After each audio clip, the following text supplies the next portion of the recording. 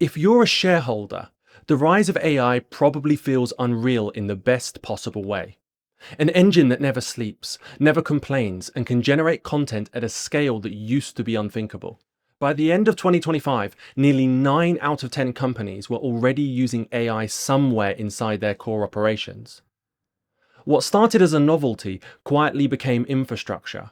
But if you're an artist, looking at the exact same system feels very different. Instead of a miracle, it looks like a crime scene. What's strange isn't that people disagree about AI, it's that they're arguing as if they're talking about the same thing. Both sides are staring at the same technology and describing completely different realities. That rift, more than the lawsuits, more than the ethics panels, is why the conversation around AI and art feels stuck. To understand one half of this divide, you have to step into the mindset of the boardroom. From that angle, AI isn't about creativity or culture. It's about efficiency, about removing friction and scaling quickly. For decades, producing content meant hiring skilled people. Designers, composers, illustrators. That work takes time, costs money, and doesn't scale easily. AI changes that equation. It turns creation into something closer to infrastructure, something you can spin up easily and expand without limits. The companies getting the most value from AI aren't just trimming costs. They're reorganizing entire workflows around it. Faster iteration, fewer bottlenecks, and output on demand. That's where the word democratization enters the conversation. The pitch is simple. Tools that once required years of training are now available to anyone with a prompt. A small business can generate branding without a design agency. A solo developer can fill a game world without an art team. By late 2025, more than half of small businesses in the US were already using generative AI because they believe it helps them compete with companies far larger than themselves. The data wasn't stolen, they argue. It was learned from. A model training on images is no different in principle from a human studying thousands of paintings. The output isn't a copy, it's a remix. Something new, something transformative. That logic is now being tested in court under the banner of fair use. Seen this way, the training data becomes abstract. Billions of images blur into a statistical resource. Individual works stop mattering. What matters is the aggregate. From inside the reality, resistance looks sentimental. Like craftsmen arguing with automation, progress always feels uncomfortable to the people closest to the old tools. It's a clean story, logical, coherent, and very convincing, especially if you're not the one whose work is being absorbed into the system. What corporations call training data doesn't feel abstract at all. It feels personal. It's portfolios, it's unfinished experiments, it's years of trial and error quietly scraped and fed into systems designed to replicate the results. The comparison to human learning doesn't land here.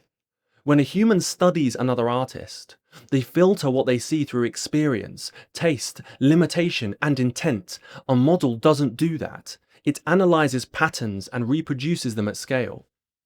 That difference matters when an artist can type their own name into a prompt and get something uncomfortably close to their work in seconds. In 2023, several artists filed suit against major AI companies, alleging that their styles had been absorbed and made reproducible on demand. Not inspired by, replicable. That distinction sits at the heart of the anger. Money is part of it.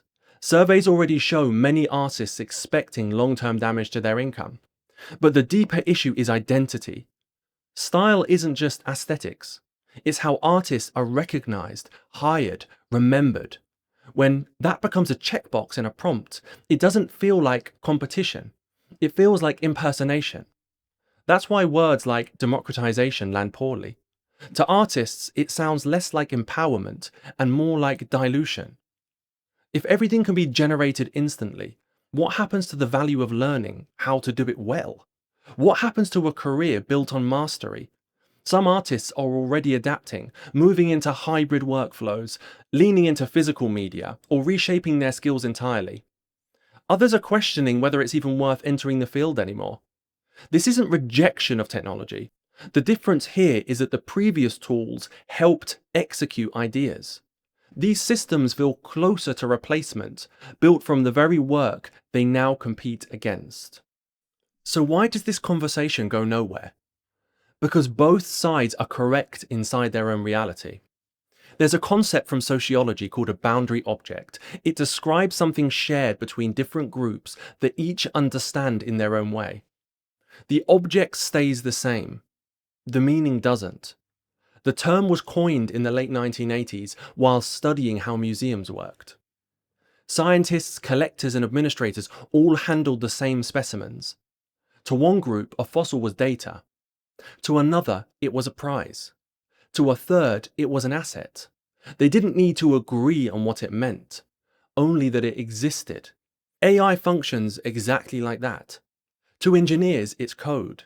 To executives, it's leverage. To artists, it's a system built on unlicensed labor. Everyone uses the same word while pointing at different things. That's why debates feel circular. Each side is arguing against a version of AI the other side isn't actually seeing. The ambiguity isn't accidental. It allows development, investment, and resistance to happen at the same time. The system moves forward, not despite the disagreement, but alongside it. Trying to meet in the middle doesn't work here because there isn't a single line to stand on. A miracle and a crime scene aren't opposite ends of the spectrum, they're entirely different frames. There's something both sides of this argument assume, even though they'd never phrase it the same way. They both argue about AI as if it's on the same straight line towards total replacement. That assumption doesn't hold up. Outside of very specific niches, large language models don't replace highly technical jobs. They compress parts of them, they speed them up, they remove some of the visible effort.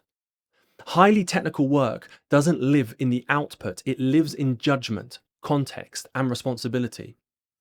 In the parts of the job that never make it into the prompt, a model can generate a configuration.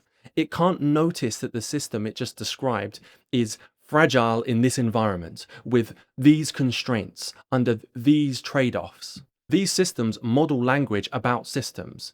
They don't inhabit the systems themselves. They don't experience failure. They don't own consequences. They don't operate in the physical, legal, or organizational world where technical decisions actually matter.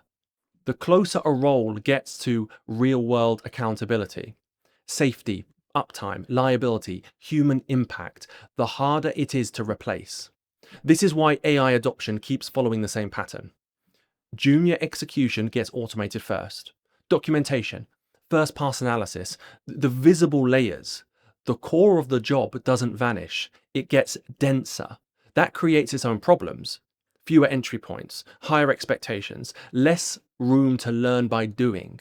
But it's not the total collapse either side imagines. This isn't a fight over whether humans will be replaced. It's a fight over which parts of human work are considered disposable, and who gets to decide that. I have another video on AI and its effect on the human ability to retain skills, and it ties well into this. People who use language models most effectively aren't the ones who hand things over to them. They're the ones who already understand what they're asking for. So when you look at AI, what do you see? And what would it take for these realities to finally collide?